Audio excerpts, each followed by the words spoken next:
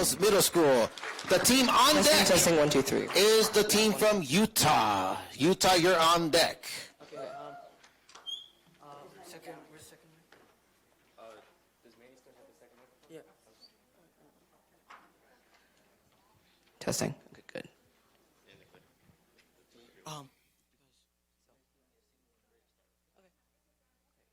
ready?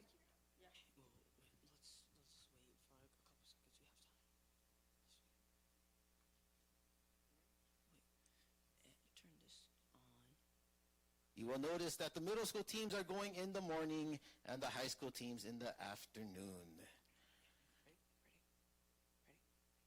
Once again, our team from Maryland. Your time starts now. Good morning, everyone. My name is Kevin Song, and I'm 14 years old.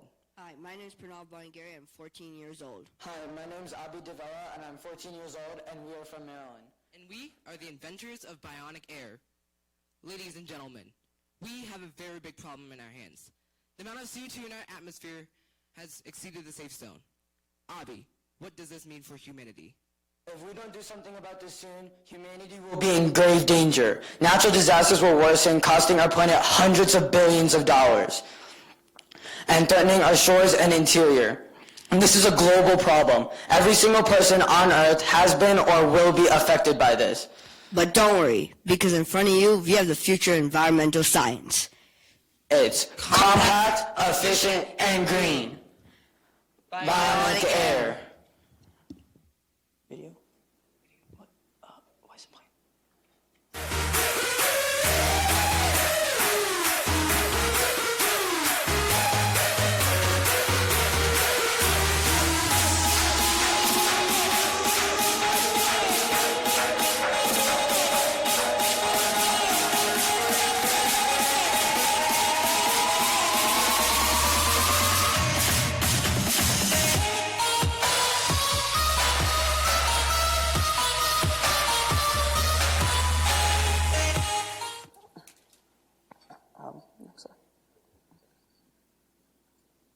Alright, so for this device, our client is the entire world. And when we were making this device, we needed to make a simple and easy device that the whole world could use. We couldn't make it specifically for one country or people from one part of the world. This led us to creating a device that has 5 simple steps, which you will hear about next. We also aim to have a device that could be easily protected against simple accidents and easily accessible to the world. So we took cost into consideration. We aim to choose cheap and simple products for our device that would not affect the overall quality, and we also made sure to encase our most fragile components of our device, in this case our electronics, inside of a box to keep them safe. How bionic air works in 5 simple steps. First, the user fills bionic air with water and adds 1 calcium hydroxide packet. Second, the user plugs in the device and turns it on. Third, the air pump pumps in air into the solution. And fourth, the carbon dioxide reacts with the calcium hydroxide, and that reaction, the 5th step, creates limestone and water, are byproducts that can be sold. So, creating bionic air was not an easy process. We had to go through many different design iterations before reaching the final step. Our first design was called Air Quality, and in this one, it consisted of a custom titanium-made shell, a fan to pull in the air, and laser-etched lines to direct that flow of air. But we quickly realized that this design was expensive, unrealistic, and impractical, so we scrapped it. That meant that we had to find another solution that could remove CO2 efficiently, but with a low price tag. So in our second design, before that, we did many months of research, and then we found this special chemical called calcium hydroxide. When calcium hydroxide reacts with carbon dioxide, it creates 2 byproducts, limestone and water. So we used this idea and used it in our second design. Our second design consisted of a 2-liter bottle with a mixture of water and calcium hydroxide with an air pump that pulls the that pulls the outside air and pumps it into that solution with an air stone that produces small bubbles to increase the surface area of filtration and to increase the efficiency of bionic air. But because the bottle was so large, lots of calcium hydroxide was being wasted. So in our third design, we used a sleeker bottle to solve this problem. But this design also brought many problems as well, such as the solution sticking to the bottle after long periods of use, and because we had a hole in the bottom, like where the air stone entered, it would also cause leakage problems as well.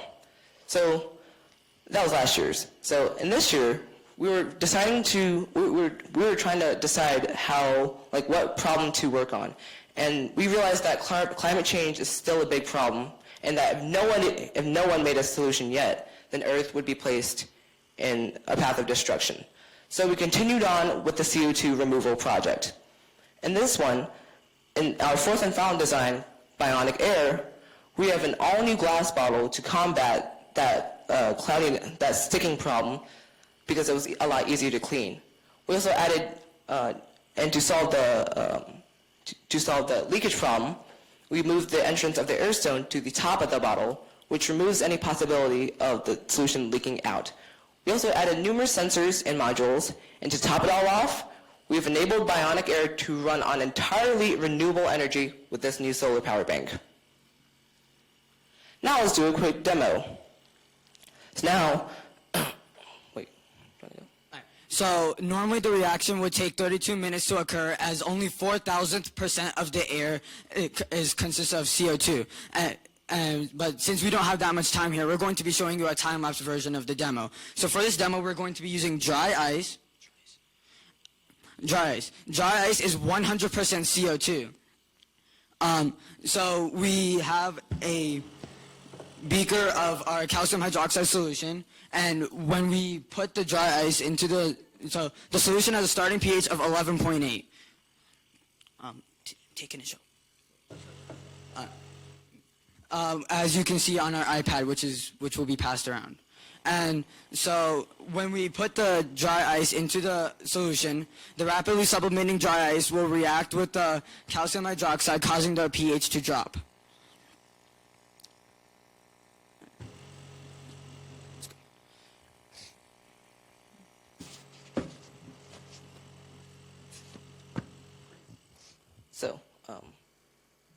So this demo told us two main things. First of all, it showed us that pH can be a viable way to track the reaction of the calcium hydroxide and carbon dioxide, and it allowed us to effectively track how much calcium hydroxide is remaining in a solution, and it allowed us to warn the user once the calcium hydroxide was nearly exhausted, so that the user will be able to add more in. Also, this demo showed us another thing. Our device can work as hard as we want it to work. The more air we pump into our device, the more CO2 it will be able to capture. Next one. The advantages of using Bionic Air: it's the most affordable option, and when you buy it, it's easy to maintain because it only takes a few cents to actually keep it running. And it's a proven solution that works, and it's really effective. The byproducts are completely safe to humans and environment. You can literally just throw the solution onto the ground like when you're gardening, and the water has endless amount of possibilities. Byproducts can help other companies like concrete companies, which try to create their own limestone, but they make 5% of carbon emissions, so we're stopping this.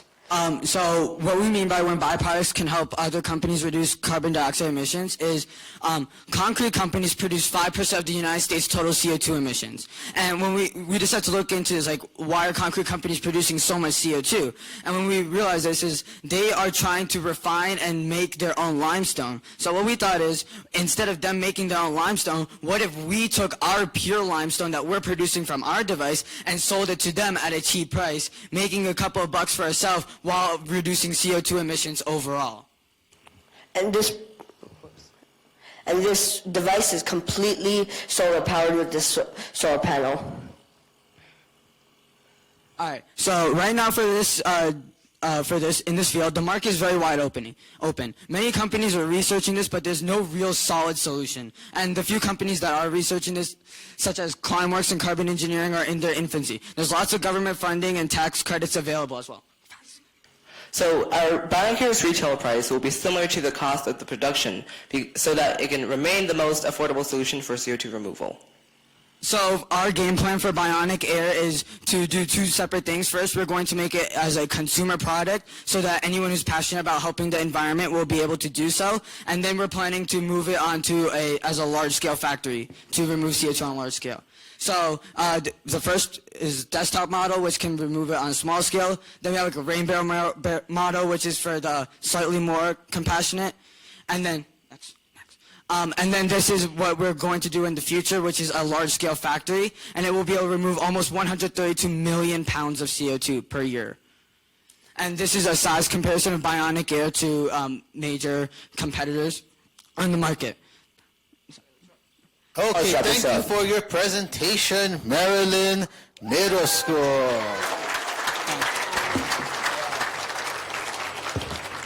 And thank you for talking to us about your bionic air system.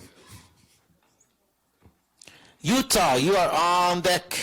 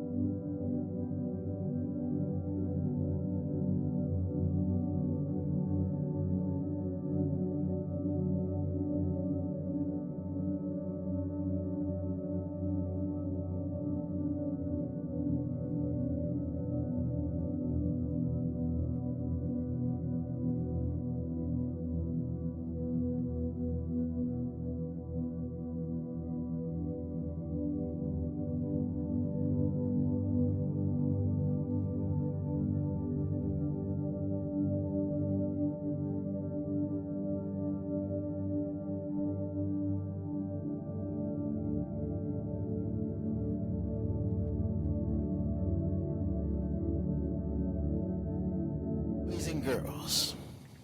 Our next presentation again is from the state of Utah. Lovely young ladies from Benyon Junior High, as a round of applause. Let's give them our support. Once again, a quick reminder that please, and we did a good job with the first presentation, please keep your comments to yourself until after. We can cheer after they're done. But let's be encouraging. Let's watch them with smiling eyes and with encouraging looks, all right? Yes. So please try to not to look bored for them. All right. Okay. All right, so we're going to get the timer ready. All right, let me know. Are you ready? Yeah. Okay, the timer will begin in 3. Are judges ready? Yes. Okay, the timer will begin in 3, 2, 1. Good morning, everyone. We are lighting the way to a darker future. Our 2019 MESA Arduino Solutions for Light Pollution. Hi, I'm Callista Liggett. I'm Ava Curtis. And I'm Caden Sopenshaw. And we represent Benyon Junior High from the wonderful state of Utah. Lighting the way to a darker future. Well, what does this mean exactly? Well, if you look at it, only a few hundred years ago, the Earth was illuminated only by the sun. And at night, nothing but the moon lit the darkness. But when you fast forward to today, artificial lights are illuminating our cities and causing disastrous quantities of light pollution, which is negatively affecting humans, animals, and the planet we live on. So what is light pollution exactly? Well, light pollution is artificial light generated by humans to the excess. That is overextending and is lighting places that shouldn't really have light, such as coastlines and forests. Light pollution has disastrous effects on animals. It can cause problems such as confusing nocturnal animals, disorienting insects, and destroying the cover that prey animals have at night. It also has monumental negative health effects on humans as well. As you can see in this graph, the top 2 bars are blue light, like LED light or the light from your phone, and that produces up to 80% melatonin suppression. Even yellow light still produces nearly half that amount. Natural light, such as fire or from the sun, produces less than 2%. That is a healthy amount. Melatonin plays a key part in the body, doing things such as inducing sleep, creating normal hormone balance, and helps the functioning of many vital organs. There are 3 major causes of light pollution. Many people believe that the #1 cause of light pollution is advertisement lights, but it is actually street lights. There are about 304 million streetlights in the world, and 26 million of these streetlights come from the United States alone. This number is estimated to increase to 352 million by the year 2025. With this, it becomes apparent that streetlight manufacturers would be our #1 client to have the greatest impact on decreasing light pollution. We interviewed 2 lighting companies, first of which was ETC Lighting Company, and they said that they are aware that light pollution is a serious problem and be interested in helping us in any way they can, even though that streetlights are not the primary product that they sell. On the other hand, we interviewed the #1 streetlight manufacturer for the United States, which is TCP Lighting Company, and they said they are aware that streetlight pollution is a serious problem and it has negative effects on humans, and said they would be willing to invest in a product like ours, but only if there's about 20% markup or less. We conducted a survey to figure out how ordinary people feel about streetlight pollution. And out of the 30 people that we surveyed, we found that 71% of people were aware that light pollution is a problem, yet 54% of people were unaware that it affects human health and animals. But most importantly, 82% of people said they're willing to put forth some amount of effort to help decrease light pollution.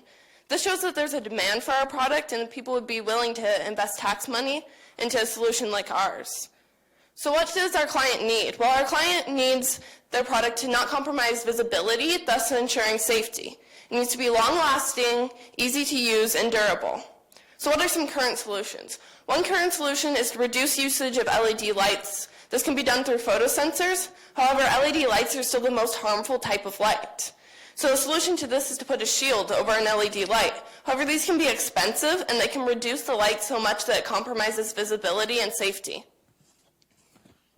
So what is our product exactly? Our product is an Arduino-based machine with a light sensor connected to an LPS light bulb.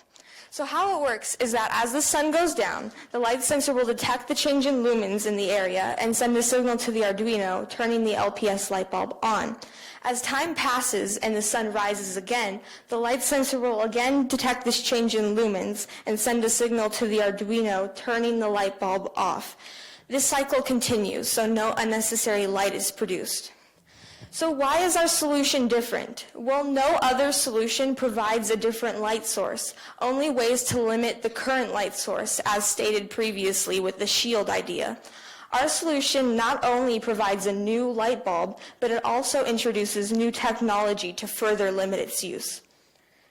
So what is an LPS light as compared to an LED light? Well, an LPS light, or low pressure sodium light, produces a monochromatic wavelength. That means it has one wavelength and can be easily filtered out. Thus, it creates a yellow glow. An LED light produces a blue light, which means that's at the high end of the color spectrum and produces many wavelengths.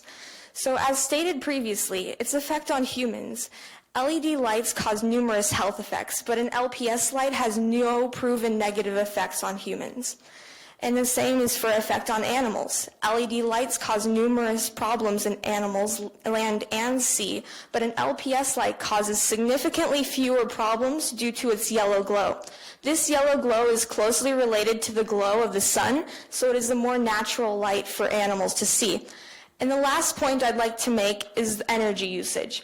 An LED light bulb runs solely on the electricity given to it by a source, but an LPS light bulb runs on electricity, but that electricity kickstarts a reaction inside the bulb. Therefore, an LPS light, or low pressure sodium light bulb, uses less electricity and is more self-sustaining.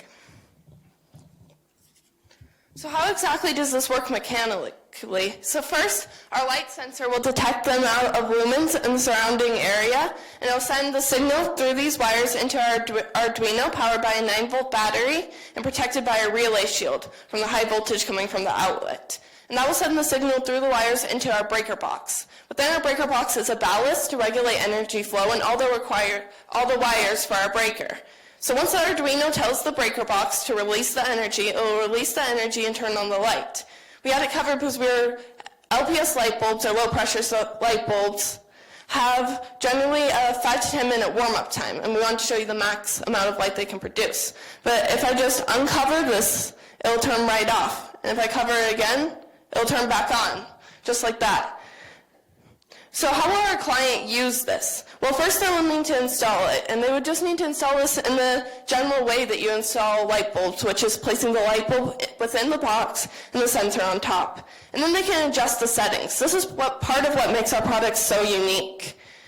Our light sensor has 2 setting adjustments. You can adjust the sensitivity, or at what level of darkness you want it to turn on, and you can adjust the delay time, how often it checks for any change in lumens. And you can do this in 2 ways, either by plugging it into a computer and changing it that way, or you can change it manually on the light sensor itself. There's a knob that you would just need to remove the covering with a screwdriver, and you can twist it to change it. So what are some improvements that we can make to this design? We want to find a way to reduce the warm-up time, because as we stated earlier, it has a 5 to 10 minute warm-up time. But the most important thing we want to do is find a way to connect them. So when you change the settings on one light sensor, you can change it on all the street lights in the surrounding area. So our target market is streetlight manufacturers and distributors. Although this market is relatively small here in the U.S., we believe this will not be a problem because their range of distribution is very large and can affect many cities. One possible barrier might include the fact that many streetlight manufacturers market themselves solely on their use of LED light bulbs. But we believe once they see the good our product can do, they will be able to change this. As for our cost, the total cost of our model, not including the wooden mount or the exterior waterproofing efforts, is $98.40. We plan on marketing our product for $115. This way we will be able to turn a profit but keep our prices low. As for into the future, we like to break this down into 3 simple steps. First step, we like to publicize our project. We can talk to higher level investors and let them know the potential our product has to change the world. Secondly, we'd like to make our product in bulk, and this will do 2 things. It will make our product more common, thus reducing its cost, and it will be only a short time before a sizable profit is made. And lastly, we'd like to make our product known to the people, not just companies and businesses or cities. We'd like to let people know what our product can do for them. This we will do by talking to more investors and using things such as commercials and different types of advertising such as social media. Please join us in lighting the way to a darker future. Thank you. Great job, Callista, Ava, and Cadence from the beautiful state of Utah. Lighting the way to a brighter future. The next team that is preparing their presentation is from the beautiful state of New Mexico.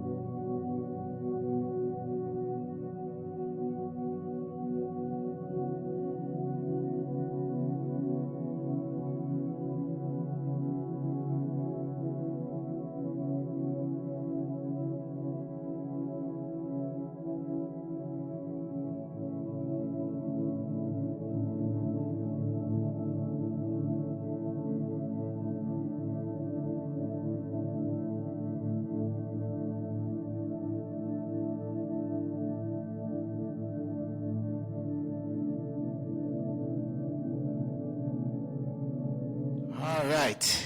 New Mexico, are you ready? Yes, sir. Okay, wonderful. Once again, our team, middle school team from New Mexico. All right. Your time will start in 3, 2, 1. Good morning. My name is Elias Galvan. I am the lead engineer. My name is Isaac Garcia. I am the lead programmer. My name is Alyssa Sandoval, and I am the lead marketer, and we are Biddle Products Incorporated from Chaparral Middle School in New Mexico. Imagine if you couldn't see, and the simple task of using a spoon was difficult because you weren't able to tell if you had food on your spoon.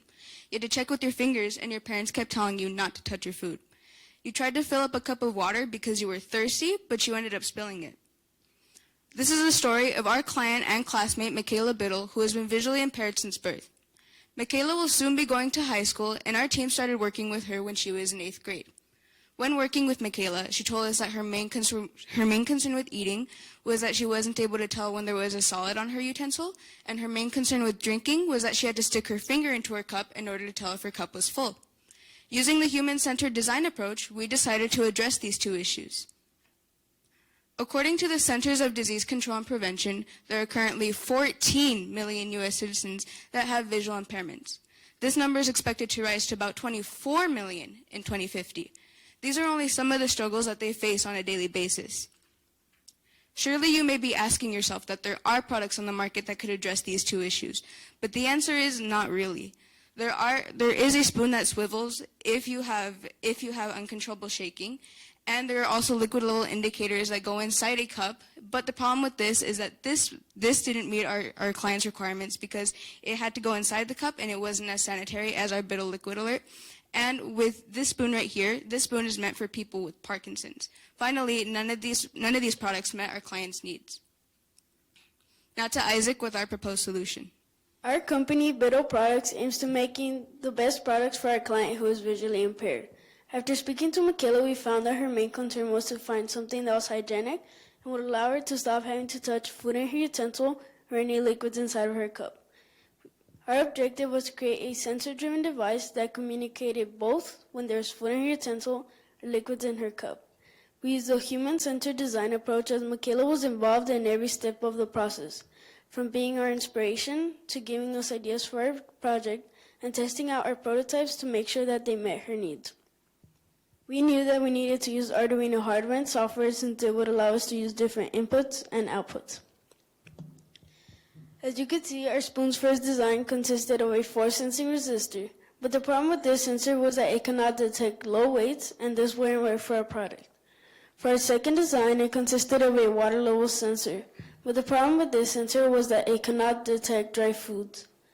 For our final design, it consisted of a photoresistor, but the problem with this sensor detects light and it provided us with the best results.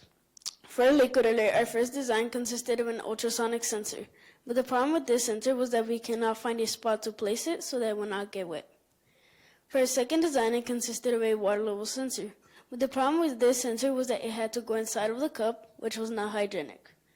For our final design, it consisted of a non-contact water level sensor. This sensor was hygienic and it provided us with the best results. Some of our spoon's advantages are that it is 3D printed, which would allow us to make smaller versions of it for children. Another advantage is that it has a dent at the bottom that will prevent it from falling into any bowl or a plate. Also, Michaela will no longer have to touch food inside of her utensil. For a liquid alert, some of the advantages are that it is also 3D printed, which has all of the wires enclosed and it makes it water resistant. Another advantage is that it uses non-contact technology, which is hygienic. And for both of our products, it includes a battery pack that has a switch that makes it easy to turn on and off, and its batteries can last up to 6 months. And now to Alyssa.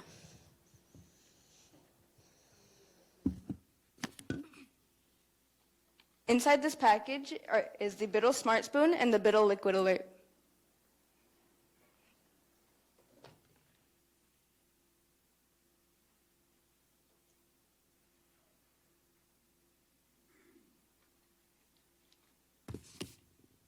This is the Biddle Smart Spoon.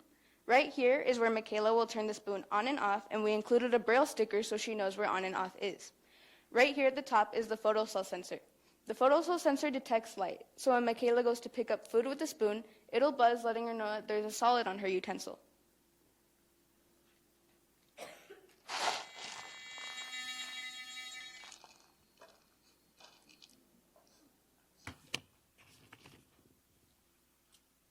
This right here is the Biddle liquid alert. Right here outside is where the buzzer is, and inside is where Michaela will turn it on and off. Okay, it's on, okay. And then right here inside is the non-contact water level sensor. Using these two elastic straps, Michaela will attach it to whatever cup she's using, and then she will attach it to whatever cup she's using.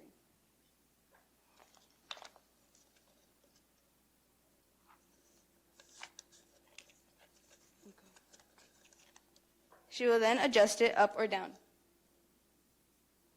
Once it is adjusted, she will pour whatever liquid she's drinking into the cup and wait for a buzz.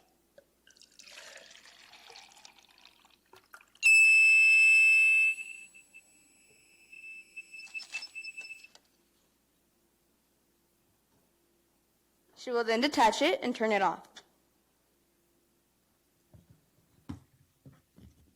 These products are very simple and easy to use, but don't just take it from me. Let's hear what Michaela has to say. I'm getting better with this. That's better. You turn it on? Hang on. Well, I found the switch. That was easy.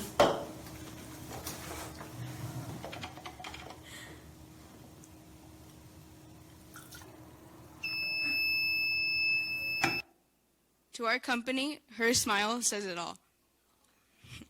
That's Isaac. As you can see, our products are ergonomic, sleek, and portable. And when Michaela wants to, she can store our products inside of this box or take them on the go. And when she is ready, she can recycle them, leave the plastic out to biodegrade, or give it back to us so that we can reuse it. And now to Elias.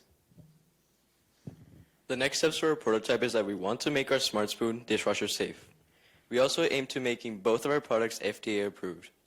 We would also like to start mass production through injection molding. Then we are ready to start selling. Our market analysis shows that there are 285 million people who are visually impaired, ranging from all ages, which is why we will be targeting nursing homes and schools across the nation for individuals with visual impairments. The current market consists of overpriced non-electrical utensils or sensors to be placed on top of the cup. As you can see, the cost of our spoon is way below what's on the current market, which is $189. We priced our Smart Spoon at $18 and our expenses were $10. And for a liquid alert, we priced it at $36 and our expenses were $20. This leaves us with an 80% profit for both of our products. We chose this competitive marketing strategy because 1, for every 3 products that we sell, we can make 2 more. 2, we noticed that many of the products for the visually impaired are very expensive. And 3, we wanted to make our product more accessible to those from different economic statuses. Less than half of the people who are visually impaired are employed, which is why we will be donating 10 of our products for every 200 products that we sell. We will also be working with insurance companies and Medicaid companies to make sure that our products are covered. Our Smart Spoon has a potential of making $112 million in the U.S. market, while our Liquid Alert has a potential of making $224 million. Altogether, that's $336 million. We plan on advertising our product on our marketing website, as well as our product will be featured on MaxDH, which is the leading online source to purchase product for people with special needs. Our Liquid Alert and our Smart Spoon and Liquid Alert are like no other in the market, and our company has the potential of being a multi-million-dollar company, which is why you should invest in our company. Thank you for your time and attention. We are Biddle Products bringing you the Smart Spoon and Liquid Alert.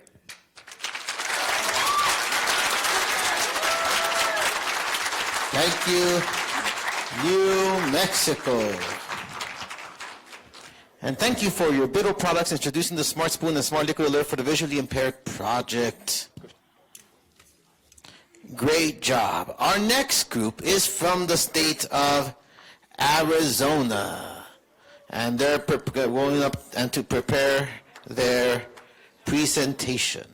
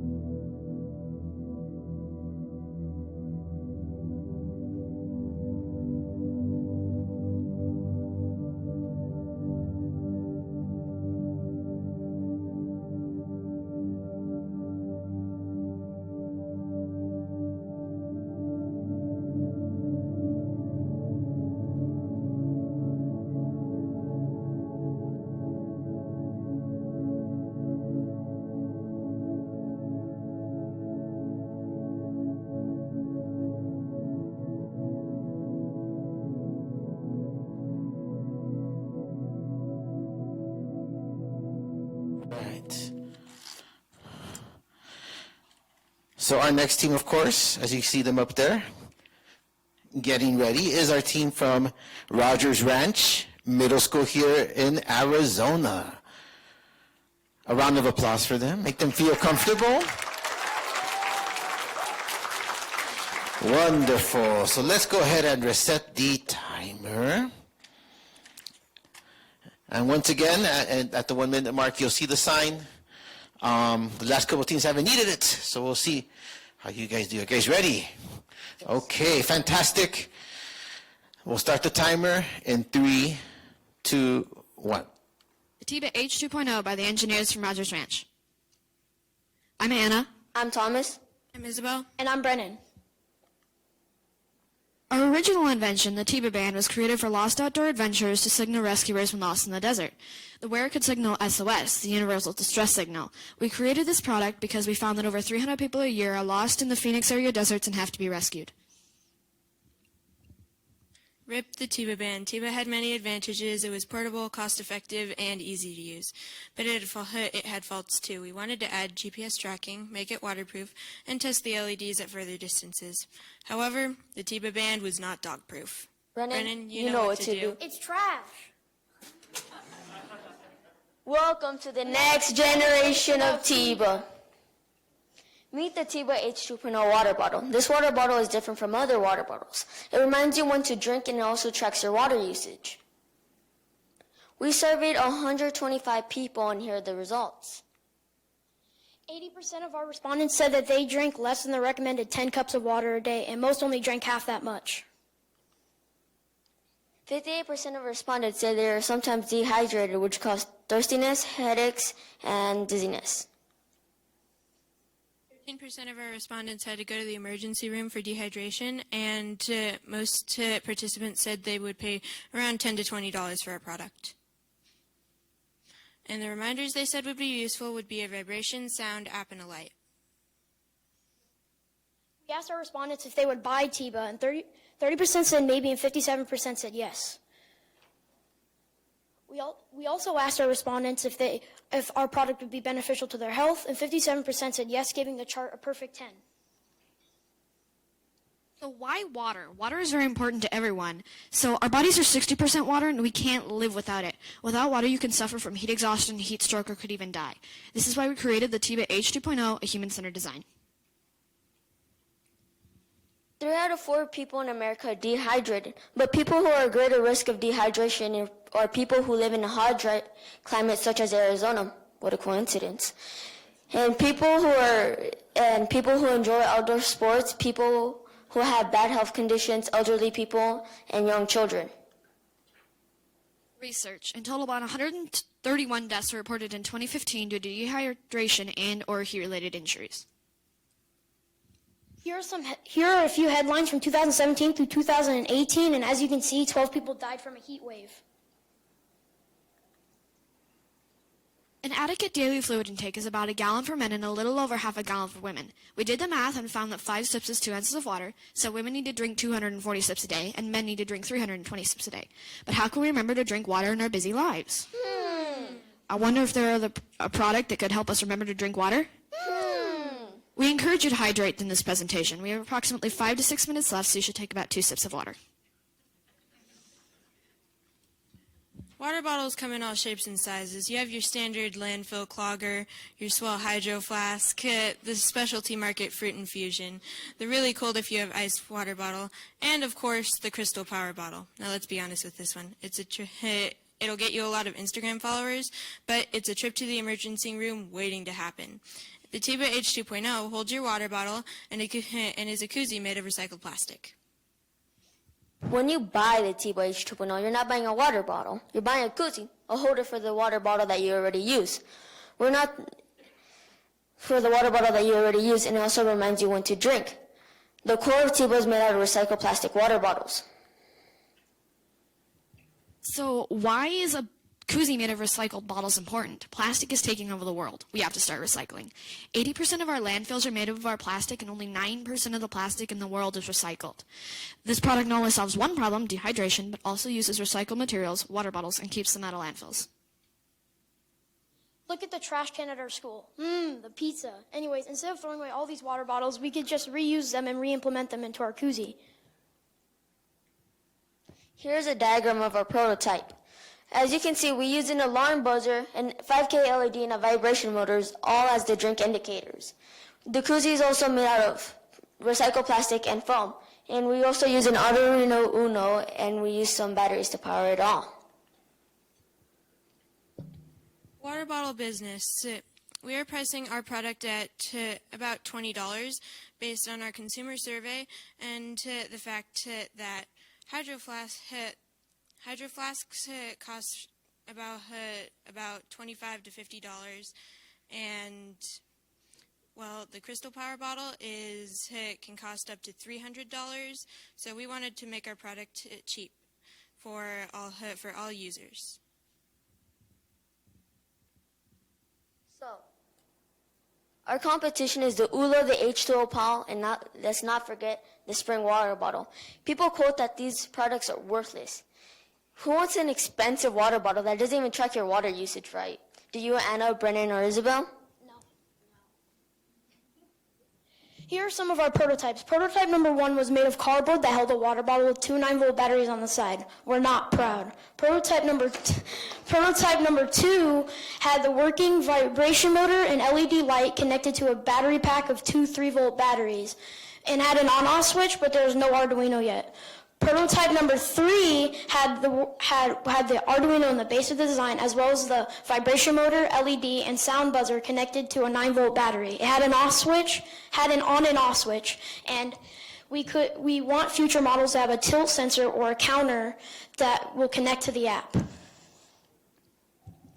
This is what the TIBA H2O Point app will look like.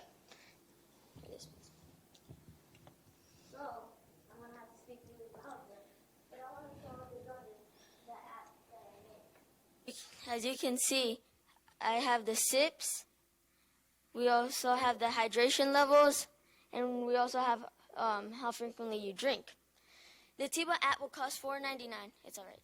It will cost $4.30, so 50% of our profit is going to go to third world developing countries, and we're going to help them get clean water wells. Let's imagine it's a typical day for our client, Isabel Cardenas, and she's a busy engineer, but she starts her day off with a dehydrating cup of coffee. Bad choice, Isabel.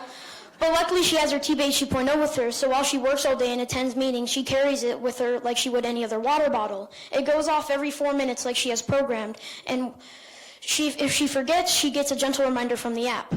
She also has reminders set on the koozie itself, such as the LED light and sound buzzer. If she wants to see how well she's doing, she can check up on the app and see her hydration and sip count. But let's be honest, Isabel only needs to count her frequent trips to the ladies' room to know that the TIBA 2.0 is actually working. So we asked 3 people to test our product: our principal, Mr. Thomas, our officer on campus, Officer Perry, and my previous teacher, Mrs. Vasquez. We got an overall rating of 8.6. We also did a TIBA challenge. We asked one class of 21 students to monitor their water hydration for 1 hour and drink a sip every 5 minutes. 75% said they were most likely to buy a product, and 67% said they were better hydrated. TIBA H2.0, solving problems. The TIBA H2.0 will solve many problems. It's used for the millions of water bottles in landfills. It'll help hydrate the 75% of the population that is dehydrated. And hydration makes people healthier. It helps you to concentrate, reduce anxiety, and helps you to lose weight. And the profit from the app will be donated to help build clean water wells for developing countries. You're welcome. The end. Time for the bloopers. Oh boy, goodness gracious. Oh, how did that happen over there? I don't even know how that, that, I know what the middle school teachers are thinking. That's a typical day in the middle school classroom. Thank you, Arizona Middle School.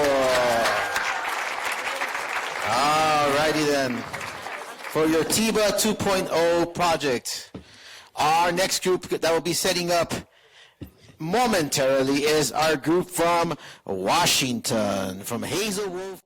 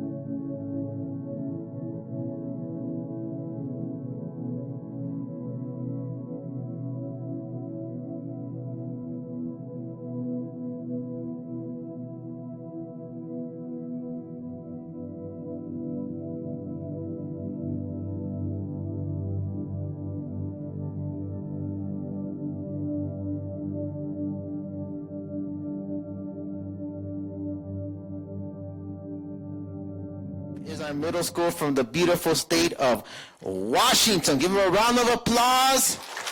And all right, we're gonna get the timer going in 3, 2, 1.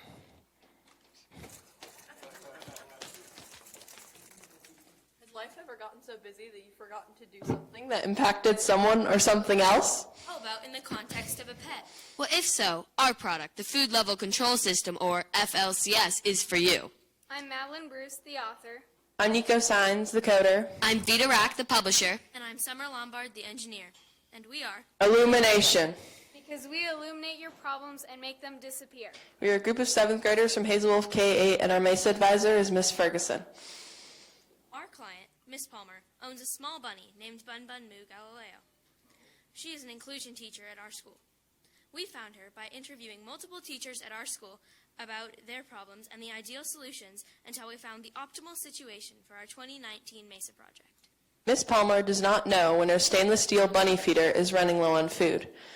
The FLCS is a product that can make this problem disappear from people's lives. We can install a system on the side of the cage that communicates the amount of food that is remaining inside of the container to our buyers. There are a few similar products on the market, including glass feeding containers and plastic feeding containers. However, a glass feeding container does not work for our client because they are much more easily damaged, and a plastic feeding container won't work because her rabbit would chew through it. Therefore, our design, working with a stainless steel feeder, is the best. With our product, our client can now know when she needs to refill her bunny's opaque feeder without having to inconveniently check the container constantly. Anyone who owns a small pet, from mice to rabbits, can use our product. Plus, it's very durable and waterproof, so it can be used indoors and outdoors.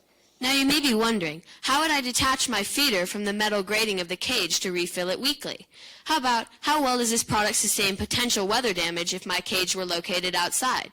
What about, how much does this product cost? Well, all of these questions will be answered in the short time we have to speak with you. We began the 2019 MESA project by searching for a sensor that would best fit our client's needs. We asked our advisor, Ms. Ferguson, questions about what she would recommend, and our first iteration involved a pressure sensor.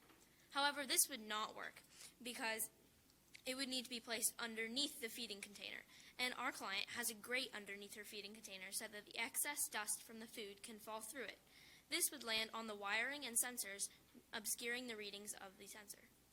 A capacitive touch sensor wasn't an option either, as the substance touching the sensor needed to conduct electricity, which animal food does not.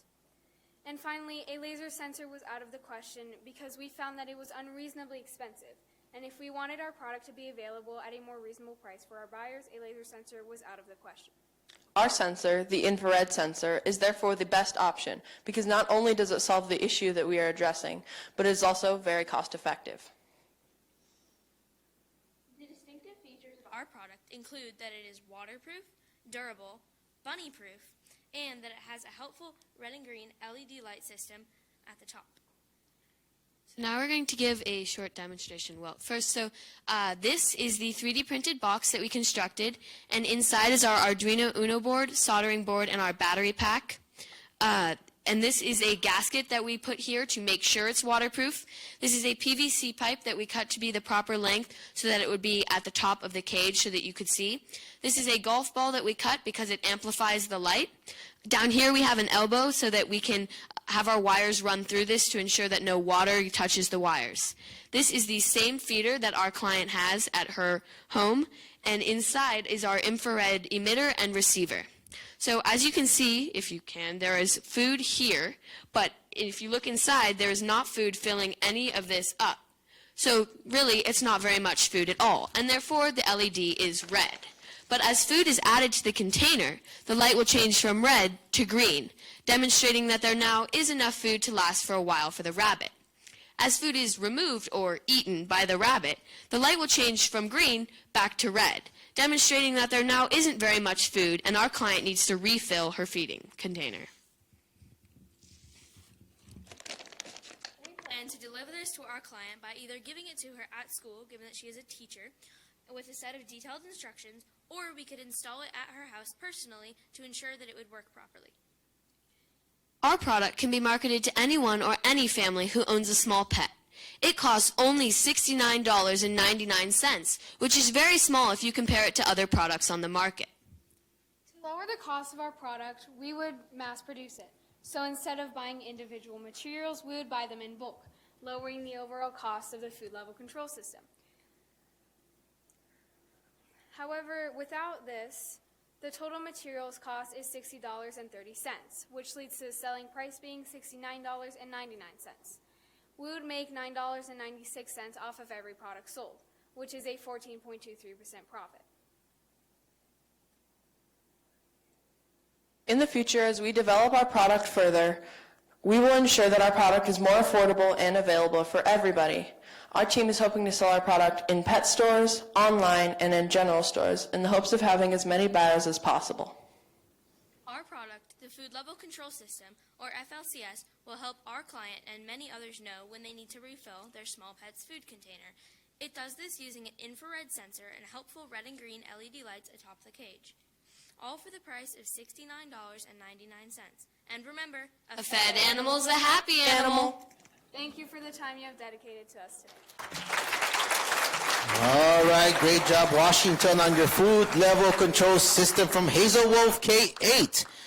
At this moment, California Middle School, California, you are up.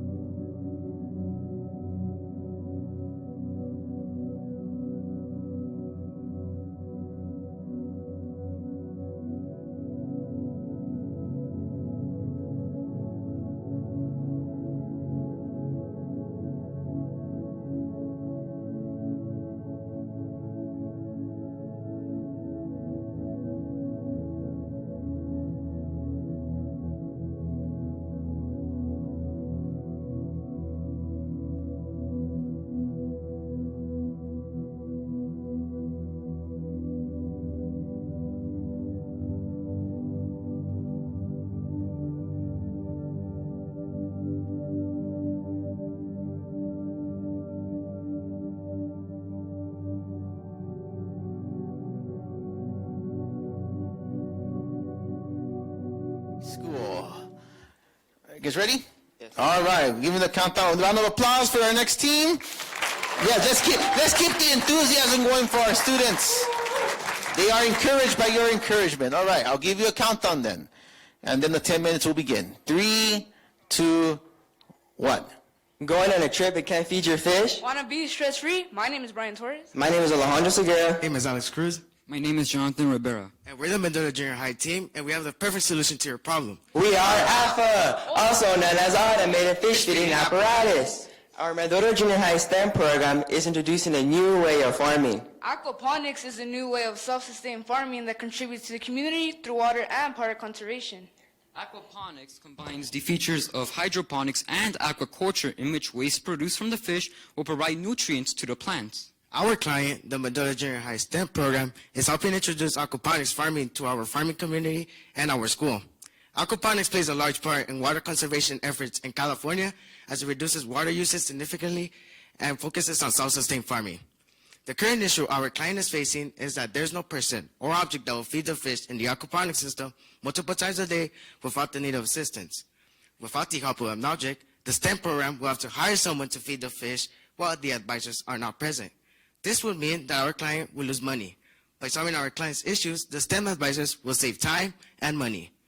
Our device satisfies the Mendoza Junior High STEM program by automatically feeding the fish in the aquaponics system while monitoring the fish's habitat in the greenhouse. Our device is a user-friendly product that installs without making any type of modifications to the fish tank of the aquaponics system. The fish are essential and the main component to the aquaponics system. The fish's waste provides the nutrients the plants need in order to grow. Without these nutrients, the plants would not be able to grow or develop properly. As previously stated, we intend to focus on those making efforts to conserve water in California. Aquaponics addresses these problems with the advantages it comes with. Traditional farming produces 3 heads of lettuce per square foot of soil per year. The aquaponics system can provide up to 16 times more food than traditional farming. The system eliminates for the need of the use of pesticides, creating more organic and healthier foods. The water used in aquaponics is recycled, which conserves lots of water. The system uses only 5% of the water used in traditional farming. Throughout the years, California has faced many severe droughts. AFA can contribute to a better method of farming that can save up to 95% of the water used in traditional farming.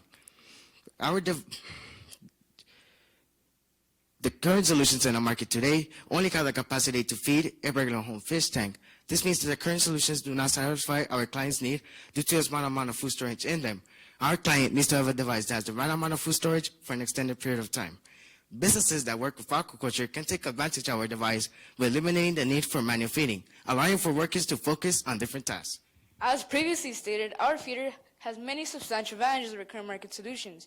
Not only does it contain adjustable settings for a client, but it can provide food daily without any necessity of somebody being present multiple times a day. It contains adjustable settings which your client can use to alter the rotation cycle. Our feeder monitors the temperature and humidity in the greenhouse, as the plants in the greenhouse need to be under the optimal growing conditions. Additionally, our feeder alerts the client when the food storage needs to be replenished without having to remove the cap. Although there are automated fish feeders on the market, we wanted to create something that would stand apart. The product's dispensing mechanism uses the same concept as a bike, such as chain sprockets. As you can see on the board, these chain sprockets, instead of rotating the wheels of a bike, rotate our exterior dispensing mechanism. And because we want to make our product affordable for everyone, we decided to use materials like ABS and PLA as they're very cheap and durable. As our team was researching other fish feeders on the market, we came across these 2 feeders, the Nicro fish feeder and the Eheim fish feeder. Our team quickly noticed these feeders will not satisfy our clients' needs due to a lack of additional features and food storage. This trade table represents the superiority our feeder has over these 2 fish feeders. All these key factors of our device make it the best solution for our client and potential customers. The fish feeder is very easy to use. First, you would want to pour in your food in the reservoir of the device, which is located here at the top. Next, you will then want to clamp down the fish feeder onto any side of your fish tank. Here, we'll be using this clear tank to model how this looks. Once the clamps are fully secured, you're then ready to turn on the device. We would recommend using a GFCI outlet to prevent any potential hazards when the fish feeder is mounted onto your fish tank. When plugged in, the LCD seen on the board will provide a brief introduction. The purpose of this introduction is to explain to the client how to adjust the feed rate. To adjust it, you use the up and down button to select the preferable X amount of hours, or for the purpose of this demonstration, seconds for the device to dispense food. Once you have found the preferred rate, then you simply hit the confirm button. The LCD will then stay active, assuring you that it is ready to dispense food. If you need to modify the feed rate, then you simply hit the reset button. This will cause the introduction to redisplay. However, if you feel comfortable adjusting the feed rate without the instructions, then you can simply hit the skip button. I have currently set the device to dispense food every 12 seconds.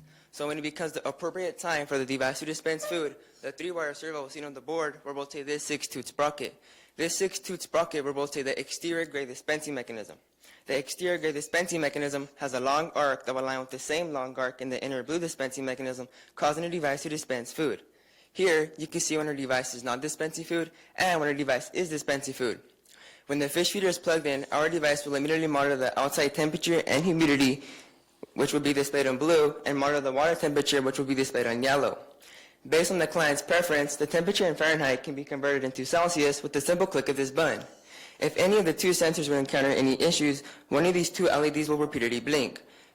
When the blue one blinks, this means that there's an error with the waterproof temperature sensor. When the red LED blinks, this means that there is an error with the outside temperature and humidity sensor. If our client were ever to encounter this issue, we would highly recommend to reset the device. Our fish feeder is also equipped with an ultrasonic sensor that is used to monitor the amount of food left in the canister by activating one of these 3 LEDs. When the LED light is green, this means that the canister is filled to its highest capacity. When the yellow LED is on, this means that the fish feeder has dispensed around half of its contents. When the red LED is on, this means that the food levels are low. If our client were ever to encounter this issue, when the LED repeatedly blinks red, this means that the canister is absolutely empty. Before we can start marketing our product, we would like to apply for a PAN beforehand. Applying for a PAN is crucial as it would protect our product's design. Once we do have our PAN, we can start marketing our product. Our product will be marketed towards businesses, zoos, aquariums, hatcheries, and other schools of learning gardens. These facilities will greatly benefit from our product's design as our product saves time and money in the long run due to the lack of manual labor that is required fulfilling aquaponics' self-sustainability. The only labor that is necessary is the occasional refilling of the food canister. Not only is our product limited to these facilities, we can also market our product to households. According to the American Pet Products Association, there are 12.5 million households in the United States with freshwater fish and 2.5 million households with saltwater fish. Because of this, our potential consumer base has grown exponentially. As previously stated, our device comes with multiple advantages over current market solutions. One of these advantages is that our device is user-friendly. Another one of these advantages is that our device is moderately sized for traditional users. And lastly, our device can monitor the fish's habitat. The manufacturing cost of our device is around $62. We will retail it for 25% more, rounding up the total to $77.99, making us a $16 profit. In order to lower costs down while still being a quality product, involves using cost-effective materials. These cost-effective materials involves wood, ABS, and PLA. PLA, which stands for polylactic acid, is the main material used for the filament for 3D printing. 3D printing is very cost efficient, costing around 2 cents per gram to create strong, however long-lasting and cheap materials. We can also purchase our products in bulk, preferably locally to lower shipping costs.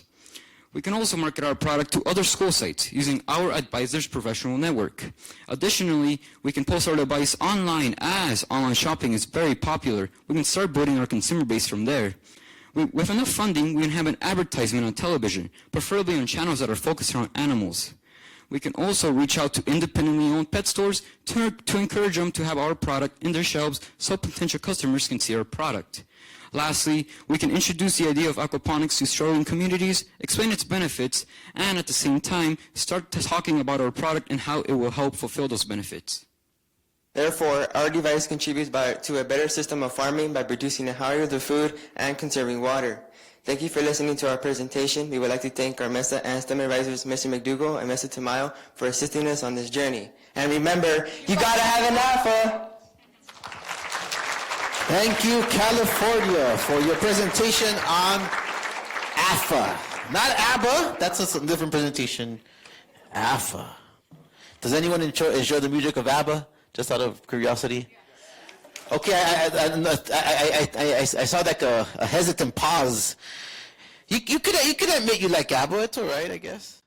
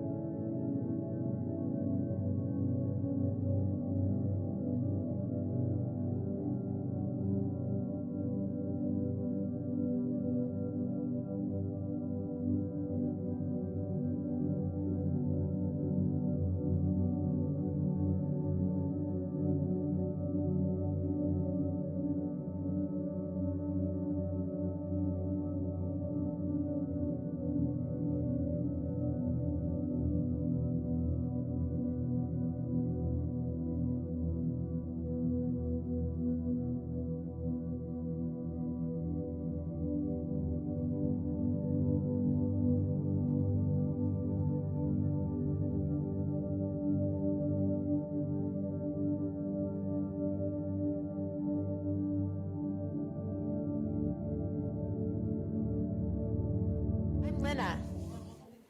Oh, sorry. Oh, yes, sorry. Undo.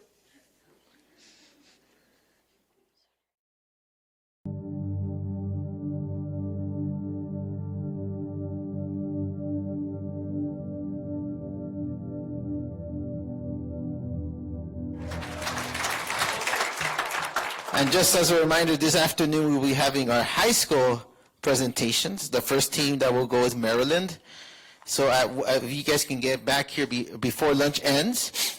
So at 1 o'clock is your scheduled start time, Maryland.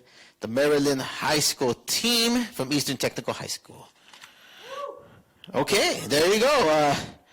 That sounds very exciting. All right, and just to update you on the soccer scores in case you were interested, the Women's World Cup, yesterday England beat Japan, Argentina and Scotland tied. Cuba got beat by Martinique in the CONCACAF Gold Cup, and Mexico won their Gold Cup game 3-1 over Canada. At least the Raptors won the championship, right, I guess, for Canada. And the Copa America, Colombia beat, what country is that? What? QAT, what in the world? Qatar? Really? They're not in South America. And QAT, Qatar is in the Copa America. And Argentina and Paraguay tied.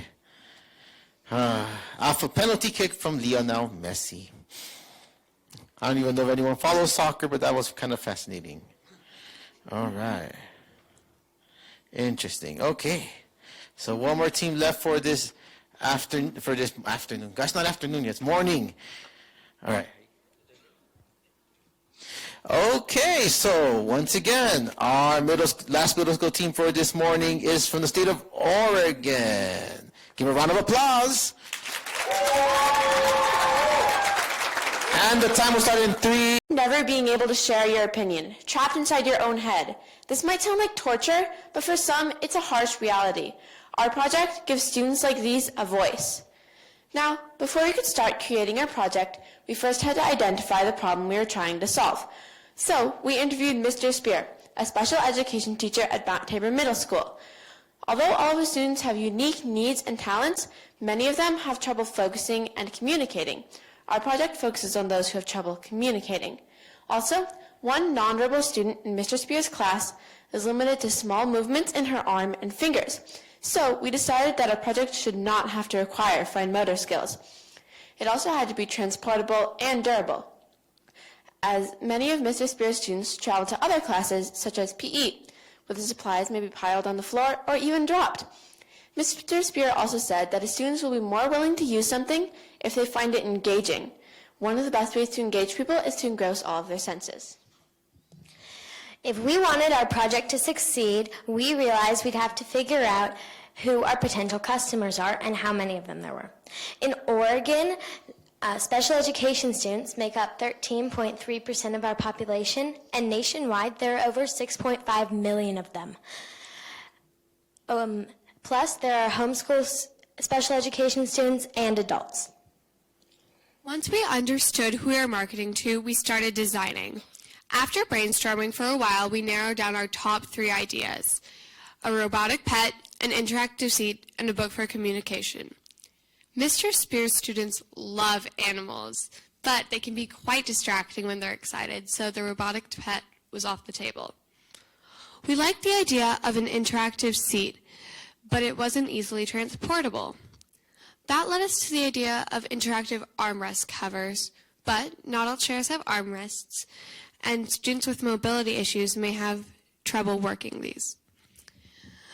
In the end, we chose a communication book because it was the most adaptable and fit all of our criteria. It was portable and engaging, plus, with the strong cover, durable. Originally, we wanted several pages, including pages with potentiometers and fidgets, but we realized this would be challenging.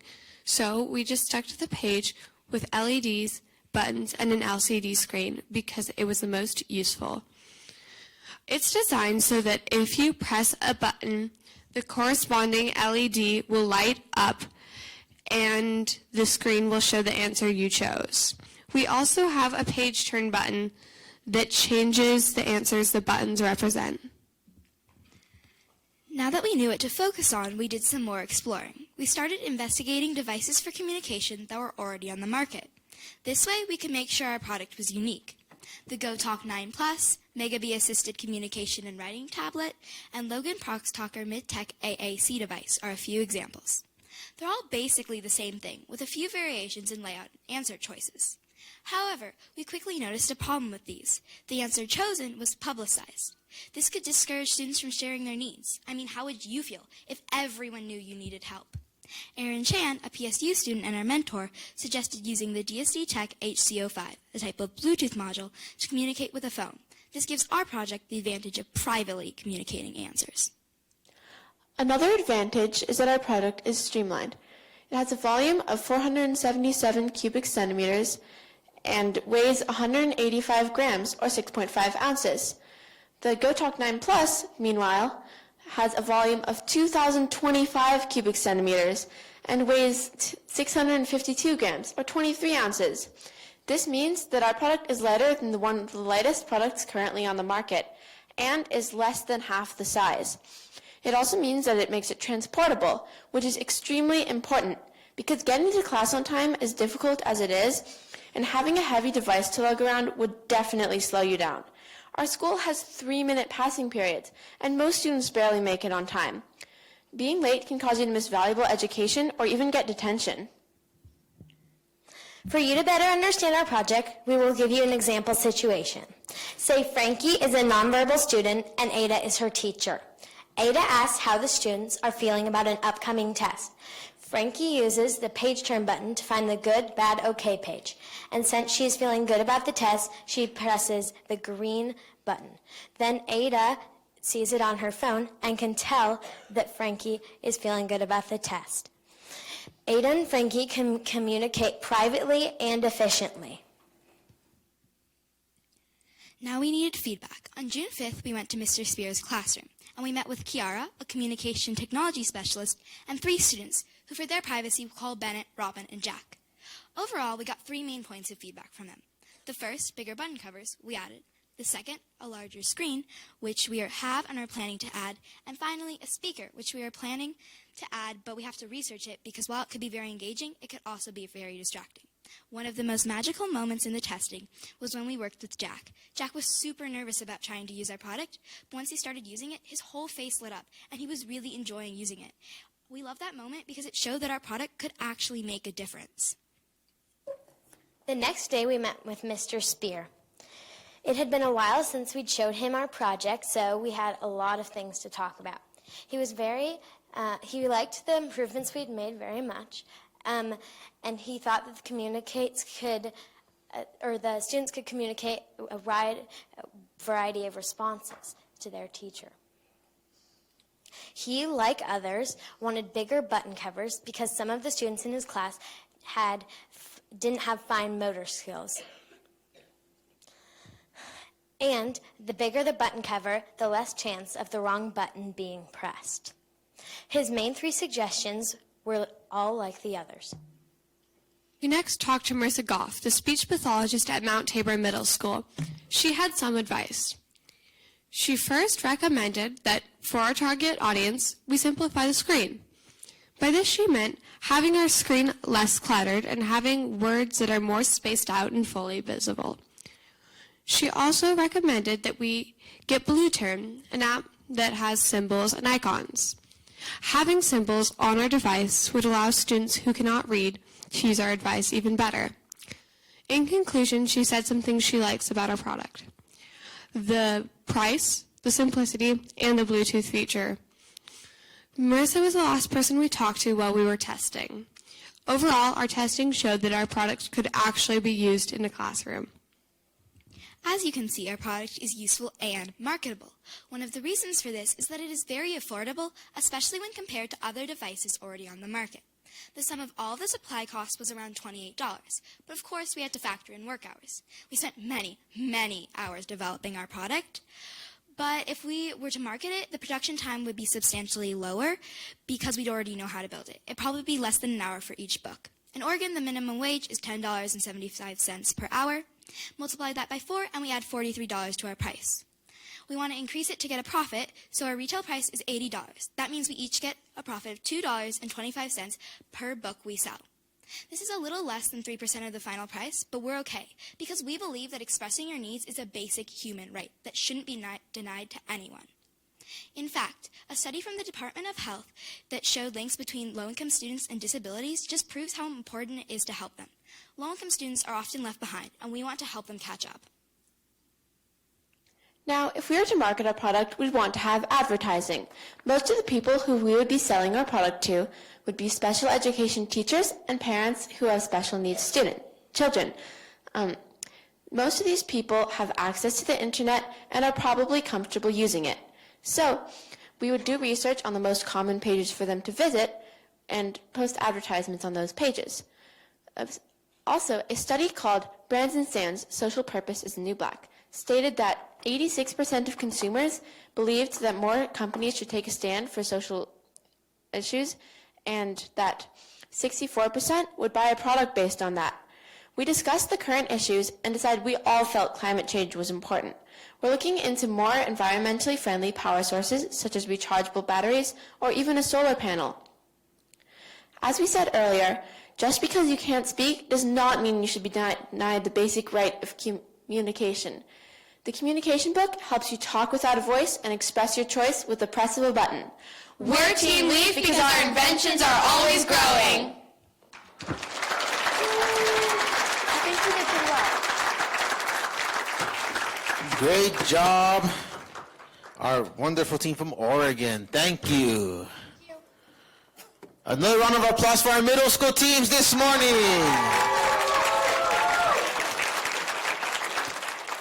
Please remain in your seats. And once again, Mr. Manny Leon. All right, how was that? It was great, right? Exciting. Thank you to our middle schools. So just a kind of quick word about lunch. So we hope everybody has their name tags. If you got a name tag, right, and you've got black writing on your name tag, feel free to grab a lunch. For those who guess